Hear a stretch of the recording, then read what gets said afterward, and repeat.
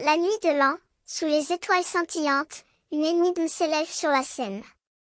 Depuis 3 ans, chaque mois de janvier, un mystérieux jeu de puzzle en ligne, baptisé 331, suscite l'intérêt de nombreux esprits curieux. Le symbole de la cigale, étrange et fascinant, accompagne les défiants, qui doivent résoudre des énigmes complexes, alliant cryptographie, mathématiques, littérature, messages cachés, sécurité des données et philosophie.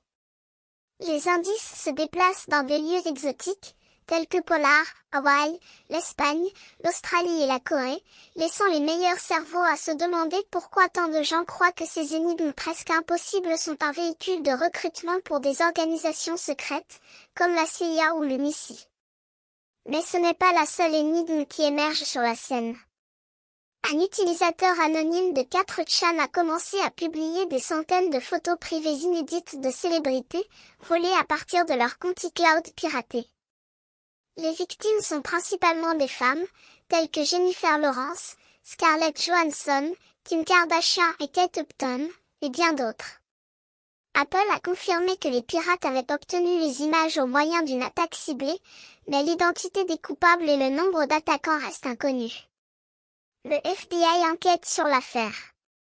Dans le même temps, près de 4 douzaines de lycéens ont disparu au Mexique après que la police les a empêchés de se rendre à une manifestation.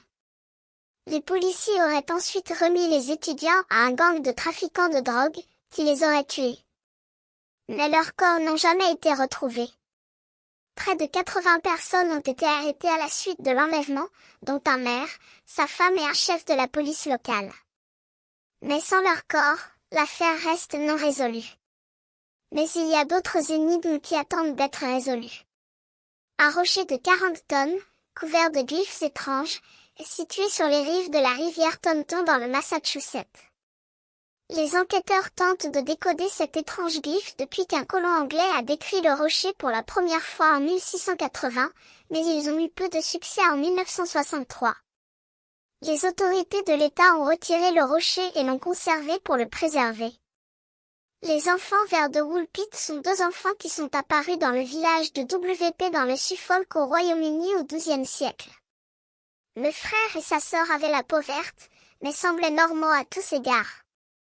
Ils parlaient une langue inconnue et refusaient de manger autre chose que de la poix de cosse de haricots. Finalement, leur peau a perdu sa couleur verte après avoir appris l'anglais. Ils ont expliqué qu'ils venaient du pays de Saint-Martin, un endroit sombre car le soleil ne se levait jamais bien au-dessus de l'horizon. Mais il y a encore d'autres énigmes qui attendent d'être résolues. Le corps de Ricky McCormick a été retrouvé dans un champ du comté de Saint-Charles, Missouri, après avoir disparu depuis 3 jours. Mais son corps était déjà gravement décomposé, et les notes cryptées qu'il avait dans les poches restaient inexplicables. Même les meilleurs cryptographes américains n'ont pas pu déchiffrer le texte. Et puis, il y a l'affaire des barils en métal, découverts dans le parc d'État de Bearbrook, dans le New Hampshire.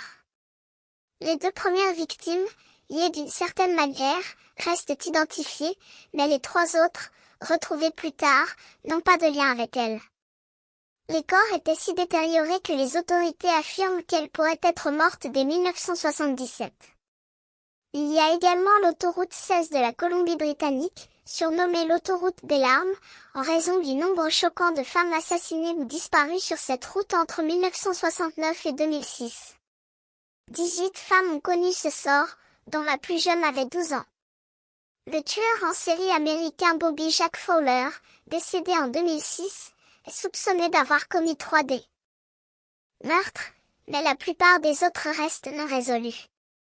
Et enfin, il y a l'incendie qui a détruit la maison des enfants soldés, qui ont disparu et présumés morts, mais sans reste, et qui ont reçu une note étrange et une photo de leur fils Lewis, disant qu'il était en vie. Le détective privé qui a enquêté sur l'affaire a disparu et n'a plus jamais contacté les soldats. Et pourtant, malgré ces énigmes qui attendent d'être résolues, il est possible que le tueur de Gilgo Beach, responsable d'au moins 10 meurtres, soit toujours en liberté. Les détectives du NIPT auraient parlé au tueur par téléphone en 2009 et auraient réduit sa localisation à quelque part à Times Square, mais il a évité la recherche frénétique et pourrait encore être là à ce jour. Dans cette nuit de l'an, sous les étoiles scintillantes, ces énigmes attendent d'être résolues, attendant que quelqu'un vienne les déchiffrer et les résoudre, pour révéler les secrets qui les entourent.